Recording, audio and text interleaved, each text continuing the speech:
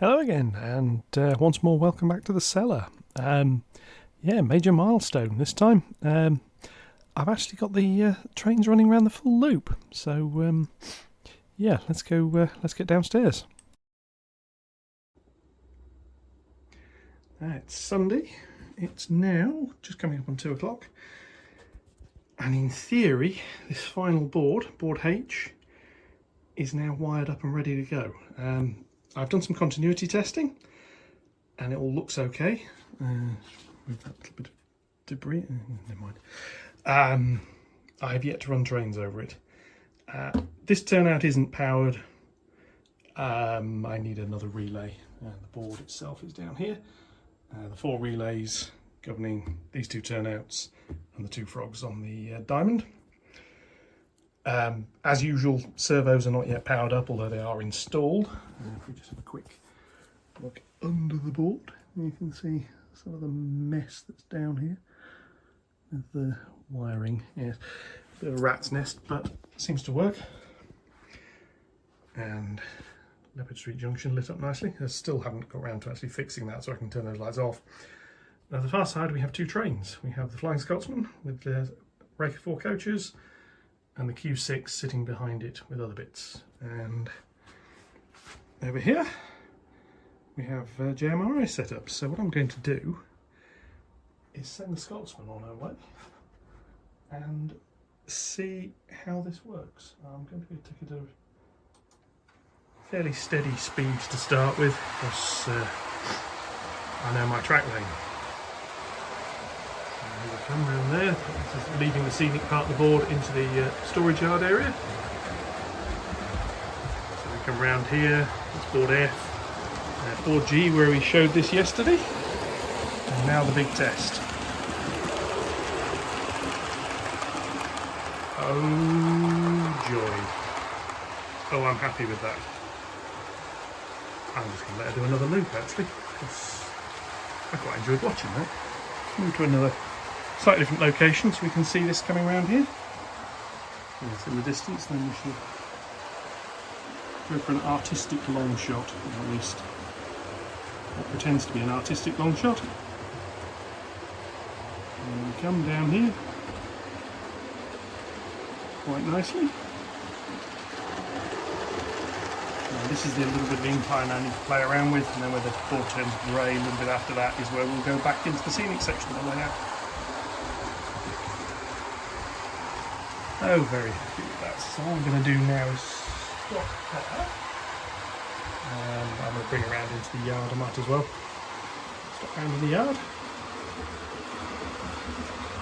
And then we shall give the freight train a go, which I'm slightly more dubious about just because of the nature of the track it's sitting on.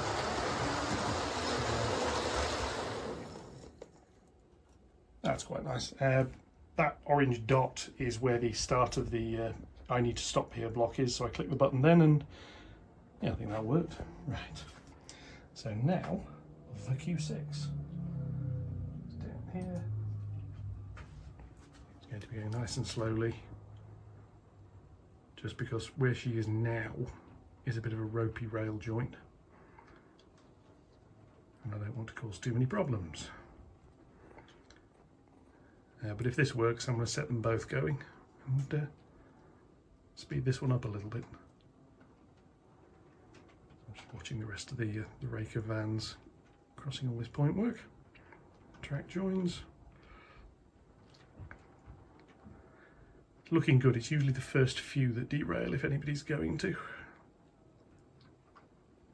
So that nobody has. And there's another slightly ropey join here. Wagons seem to be alright on it, but locomotives sometimes struggle. There's a bit of a dog leg in the track, which is not ideal. So now, coming around here, this has all been powered before, we're now onto the new section. So crossing over there quite nicely, crossing over that bit. Fully onto the new track. Sorted, so I think I'm going to speed her up slightly.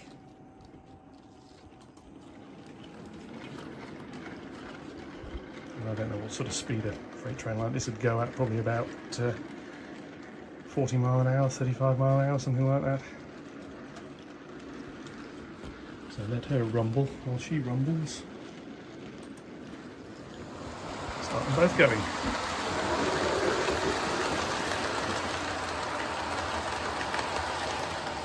Now, one thing to note, at the moment the block detection on this board is not powered up. It is on most of the others. As you see over there, there's various little red lights coming on and going off as she goes through. The Scotsman's train's actually got resistive wheel sets. And should run quite nicely. Ooh, slowing right down over there for some reason. Not sure why.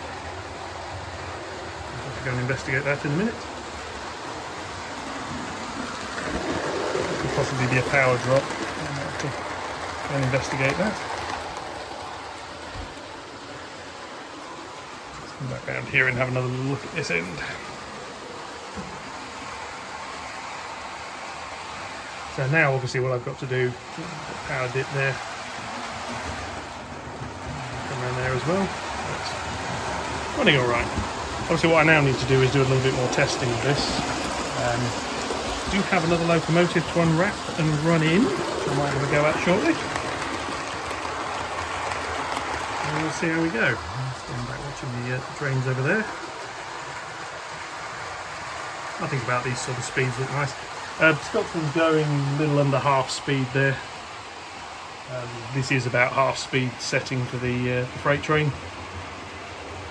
So yeah, very pleased with this so far. Nice little look as they go past each other again. Yes. I'm going to call that a success. I'm quite happy with that.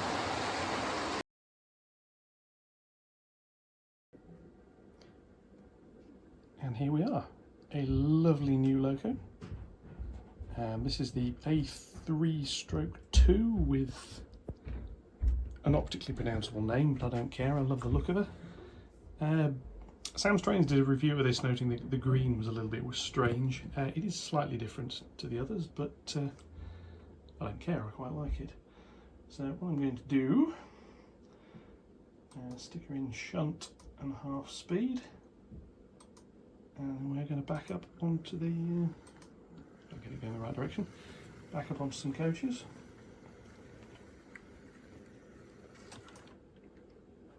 And then we are going to go and do a circuit with this loco. Lowish speed first time because she's not really been run before, not by me anyway. This was second hand from the model centre. If the other one can make it around.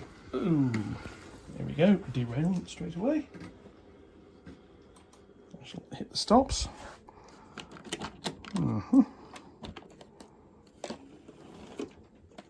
Ah yes, that'd be why. The decoder blanking plug fell out the bottom. So let's back her up and try that again.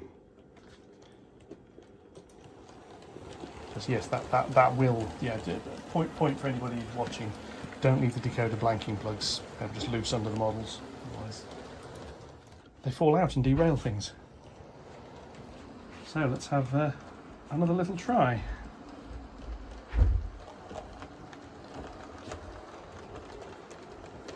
Rumble around here nicely.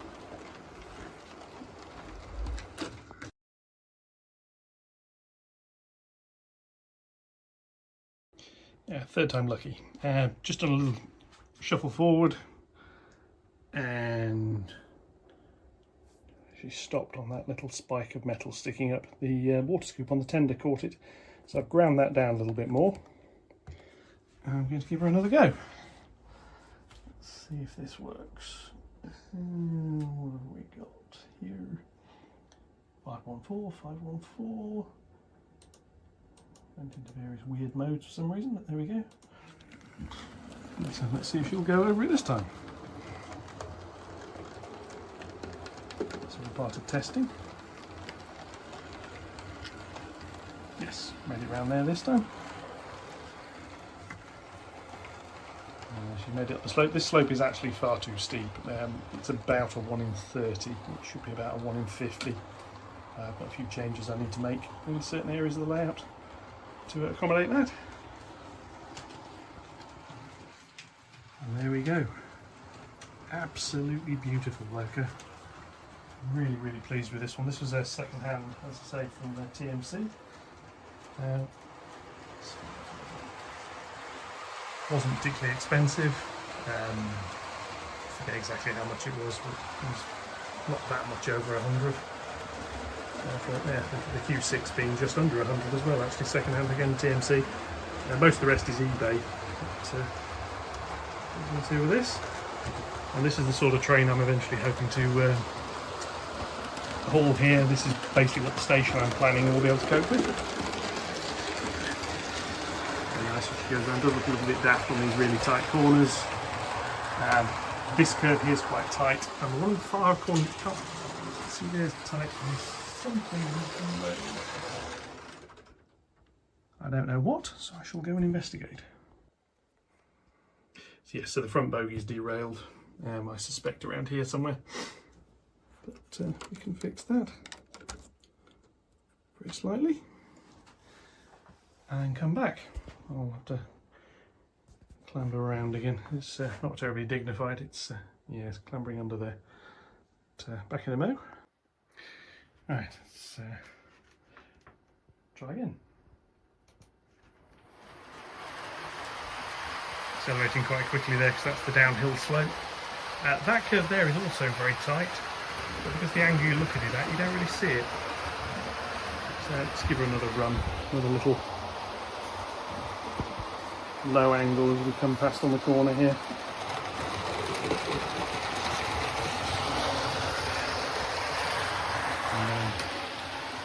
Be ready in case the same problem happens again. Nope, perfect that time. I'm going to bring her around here, park her up, and then I think I'm going to bring the other loco in the fleet around.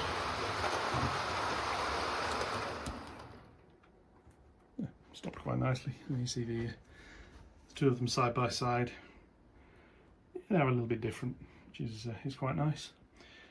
So then the only other one to do is bring that little lonely locomotive back round. So I come back onto here. At the moment, this is all a little bit manual.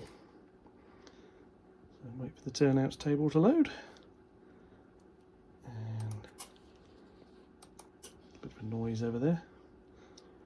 The board D's turnouts are loaded on here. They don't actually exist as yet. For some reason that one's not set up properly, but never mind. So I can minimise that for a minute, don't need that anymore. Right, so what I'm going to do on here, which one's my little one down here. Release that, and we're going to go with Cheshire, who is this little beauty over here. Now, the sound of those points was those two there, so I should be able to bring Cheshire back round. Ooh, she'd been sat there for a few days and started first time, which is rather nice. She's actually on the same line as the Chamoisier, or whatever you pronounce that racehorse's name. There we go, a little stall.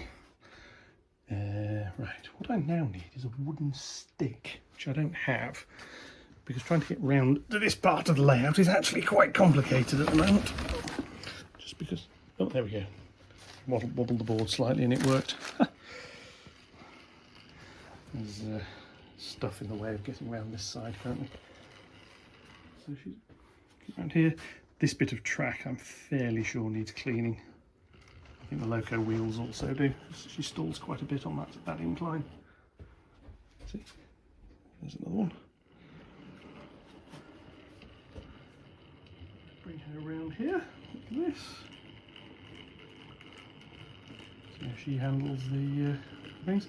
It's all Code 75 fine scale track, and to say how much of this stock is somewhat elderly, I'm quite pleased with it. So what I need to do now is roll her forwards over this, because there was some movement on the forward bogie. So if we do that, not that, get the right locomotive, that one. What we're going to do now, watch as she goes over this diamond. Yeah, so her wheels aren't liking the fine scale parts of the diamond. The front bogie truck. Which is weird because she's quite happy on the other diamond, which is exactly the same.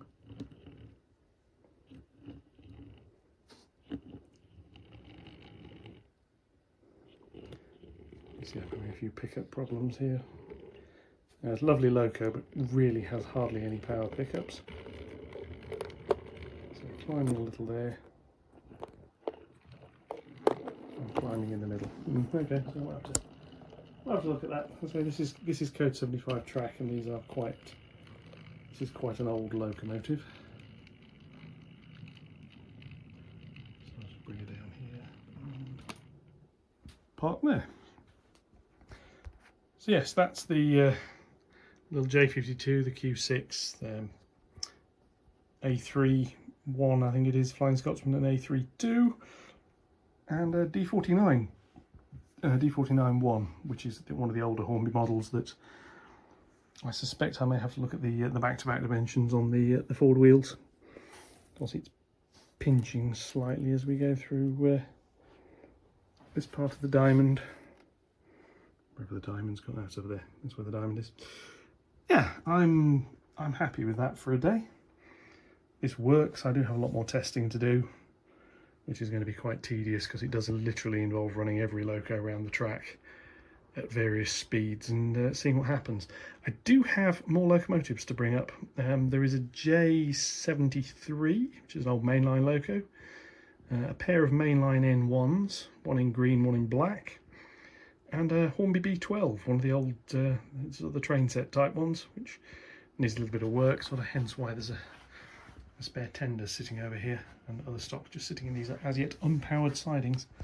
But yeah, for now that'll do. So the next one up is obviously what's next. Well, the first thing to do is come down here. This DTC8 board needs its logic voltage supply fitting. I need to fit another pair of relays here, which will wire up so that other point can fire up. I'm going to use one of the two, but it's easy to mount the pairs. I have a 5-volt power bus. Currently it drives these 2 points, but it's not really run as a bus. I have 6-way connectors. Yeah. Just try and find an example of what they look like. I have some spares. These go between the boards and they plug and socket. Really useful. Tip pinched off Charlie over at Chadwick. The boards have got 6-port versions of this, that's why I had some offcuts between them all. Now, between that one, which is board C, board E and board H here, all 6 ports are used.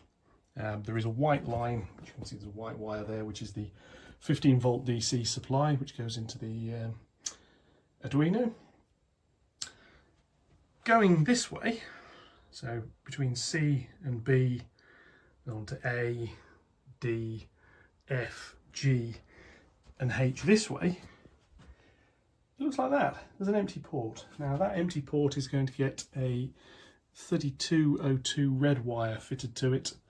So going that way round all the way to this board, I can have a 5-volt power supply. It'll come in on board C, so that'll be fine because the connect to that side's fine. So I'll just have to come up with a temporary connection solution to connect the boards this side and possibly this way around. I can have it run as a ring as well then. That's a job that needs doing. I have these 2 here, which are the prototype board controllers, which are going to go in. There's one for board E, one for board D. I've got 4 more of these to make. I think I've got the parts to make 3. I need to order some more strip board and whatever. These need to go in. One of them's going in. The next one to be fitted will be board D. E, because that one's working currently, I'm going to leave it for now. Board D goes in, it needs the servo controller adding and the 16-bit input-output board adding. And I'll stick a lighting controller interface on it as well, because eventually there will be things over here that want lights. Idea behind powering that up, and get the power bus set up, I can then use those 2 points. Those 2 points mean I can use the outer 2 roads here, which do both work. They are powered up currently, but obviously I can't drive trains in and out of them because the points aren't powered. I'll then need to build another one for board G here, which will be hooked up to power up that one, that one, that one, and that one, although this bit of track isn't actually powered yet. This point here needs lifting, because at the moment I can't fit the point servo to it, because I drilled the hole in the wrong place. There's another point lurking under there that also needs powering up. This is going to give me short term just a little bit of loco storage, and these 3 sidings short term won't be powered up. They're all insulated because this is going to be part of the reversing loops. That's the next big phase of this, is to get the reversing loops powered up to their halfway point. Then I've got to build another board and I can finish wiring that, and then that's the low level. There's a little bit of scenic work to do, which should be all right. But yes, there's plenty to keep me busy. So yeah. Thanks everybody for watching. Thanks to the 190 odd who've subscribed. I can't believe it. If you've got any comments, criticisms, things you think I could do better, asking whether I should go out and get a life and do something else, I don't know. Feel free to leave a comment. Otherwise, I'll catch you all next time. Thank you very much.